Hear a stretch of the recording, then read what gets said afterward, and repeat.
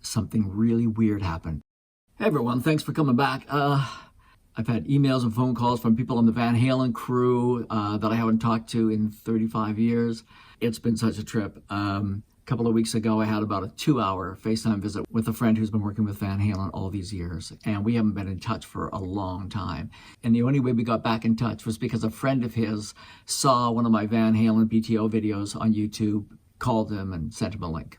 So thanks for that. It's been great hearing from all the fans, BTO fans and Van Halen fans, and from just reminiscing of some of these amazing times that we had all these years ago. And my apologies to anybody whose name or information I got wrong on any of my Van Halen videos. I found a few more seconds of footage from the 5150 tour. I don't know if I posted these or not, so let's take a look at those.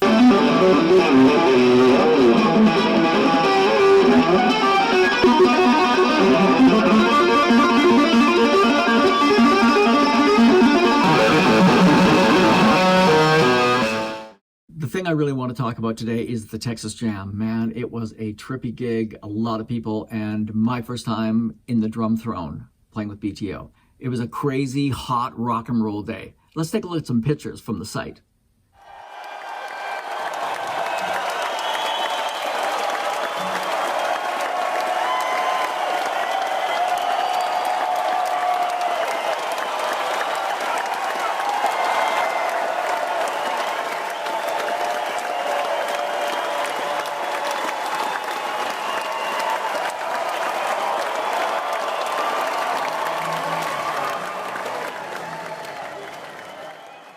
The energy was high, everyone was in a good space, all the bands were so excited to be there. It was a real blast. I've been playing keyboards on tour with BTO, and as of the TexXas Jam, without a rehearsal, I had to go up and play drums in front of, 68,000 people or something like that. If you look at my YouTube channel, you will see that video and you can watch it.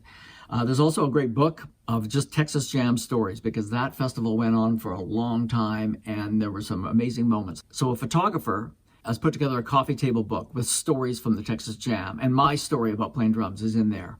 Also, I was talking to my friend Rob from Van Halen, and he sent me a few photos. So let's take a look at those. There's a picture of me playing drums with BTO.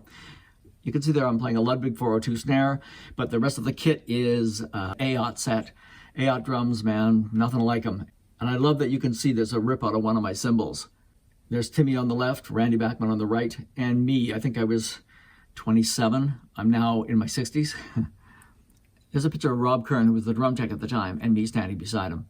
That was actually taken on the next tour, the Monsters of Rock tour. I went there to see the show and hang out with the guys backstage, and Rob sent me this picture, and of course I had never seen it. As we all know, when you're normally playing big rock shows, usually it's in a rink, indoors somewhere at night, it's dark. All the lights are on the stage, you're rocking out, it's great, that's where all the energy is. When you do outdoor shows, it's a whole different thing. The TexXas Jam that year was at the Cotton Bowl in Dallas, Texas, and it is a sea of people. BTO was the opening act on the TexXas Jam that year, and we only did like 5 or 6 songs. But with BTO, the last song was always Taking Care of Business, because that was the band's biggest hit.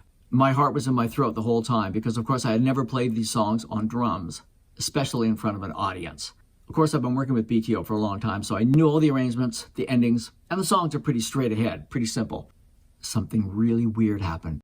Here's the deal. We're thundering through Taking Care of Business. The audience is going nuts. Everything's great. And toward the end of the song, we break it down. Quarter notes on the snare drum. We get the audience to clap along.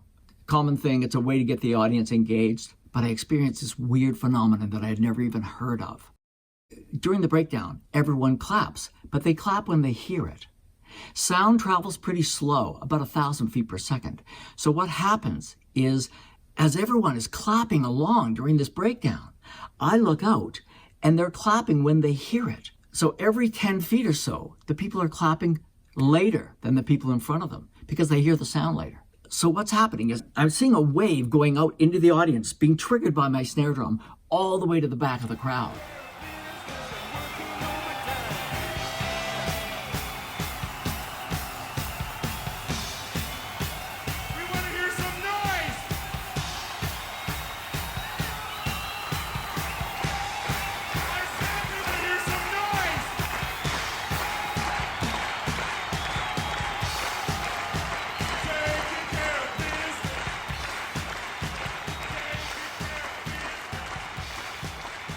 I really had to concentrate to keep in the pocket and keep the meter, because the people that were clapping way at the back were clapping like more than a second later than when I was playing. It was a real mindfuck, but somehow I got through it, and I'm here to tell the tale. A lot of people have been asking me questions about my time doing those big rock shows and the big tours. After BTO, I worked with Randy Bachman for a lot of years, and during those later years, I also played drums on a Bachman album, and Neil Young played and sang on it. So with like almost no notice, we found out Neil was available, and the band got on a plane, went down to Neil Young's ranch, and shot a couple of music videos down there. So in the not too distant future, I'm going to upload at least one of those videos, and I'm going to tell you some stories about working down at Neil Young's ranch with him on these music videos. I'll see if I can come up with any other stories that you guys might be interested in. Thanks a lot. Stay strong out there. Keep on rocking.